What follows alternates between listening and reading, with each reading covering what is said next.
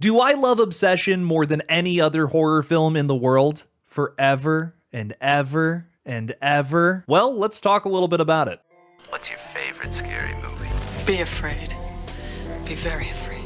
I want to be a fighter, like you. Oh, let it burn! Let it burn! Did you miss me? You have to shoot them in the head. They always come back. The boat can leave now. Tell the crew. But sometimes that is better. Good luck. Hey everybody, I'm Killjoy Jake. Last night I got to see an early screening of Cory Barker's Obsession, and I am so excited to talk a little bit about it today. Before we get into this spoiler-free dissection here, please make sure to like this video and subscribe for more early horror movie reviews just like this one. Thank you to all of my channel members and patrons for keeping me in business. Now let's get into this. I love you! I love you! After breaking the mysterious One-Wish Willow to win his crush's heart, Bear, a hopeless romantic, finds himself getting exactly what he asked for, but soon discovers that some desires come at a dark, sinister price. From a distance, Obsession looks like the same old be careful what you wish for kind of story that you've definitely seen before. The most popular example, of course, is the Adam Sandler classic Click. I can't possibly think of a movie that's as big as that one. However, the journey this movie ends up taking you on is completely unpredictable and tests everything you could possibly know about the concept of love. There's an excellent mix of uncomfortable situations, unexpected creepy turns, gross out body horror, and shocking brutality that somehow never makes this unfathomable flick feel overstuffed.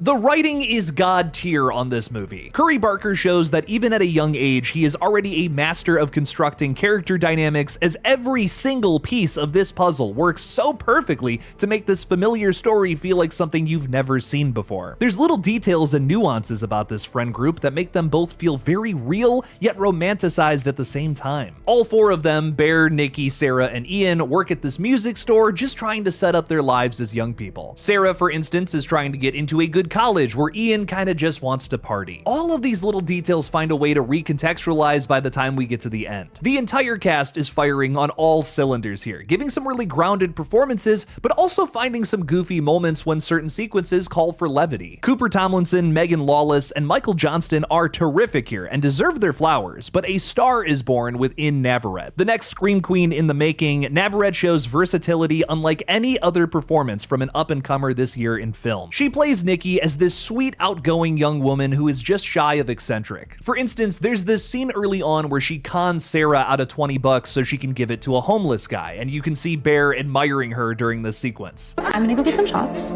I'll come with you. It's this ferociously charitable act that makes you understand why Bear has fallen so deeply in love with her, or really anyone who is watching this movie. Nikki is a great character. After Bear makes the wish, however, Nikki's aggressive kindness shifts into something more sinister. This movie probably still would have worked if writer-director Cory Barker just wrote Nikki as this character who immediately snaps the moment that this wish happens, but thankfully it's handled with so much more precision. The version of Nikki that follows the wish is one that is born out of the same personality that this character was established with. I can already tell, only seeing the film once, that it gives this movie endless rewatch potential, because you get to see all of these little idiosyncrasies from the character turn into something really dark and evil by the time we get into the back half of this film. I'm blown away. I cannot wait to see this one again. As for the twists, intensity, and bloodshed in the back half of this film, I don't think I could live with myself if I spoiled any of that for you here. Just trust me when I say that this film delivers for all kinds of different horror fans out there. Maybe it's the recency bias eating away at me like RFK's Brainworm, but this might be one of my new favorite horror films. If you're familiar with some of the other horror films that I'm constantly raving about as my favorites, why I hold them up on a pedestal as well,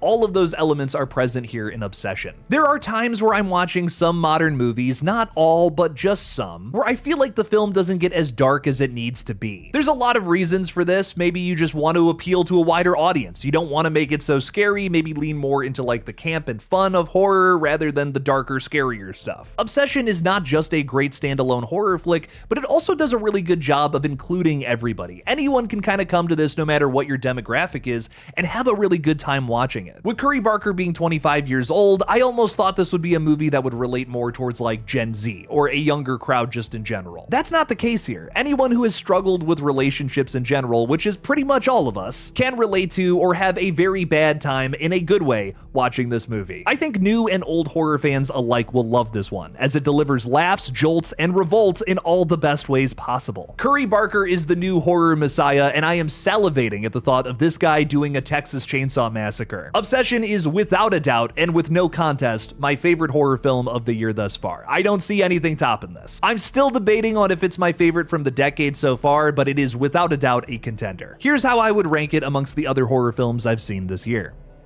Obsession drops on May 15th in theaters. Are you excited to see this one? Let me know your thoughts down in the comments below. Thank you all so much for watching. Please subscribe, and as always, don't forget to kill it out there, y'all.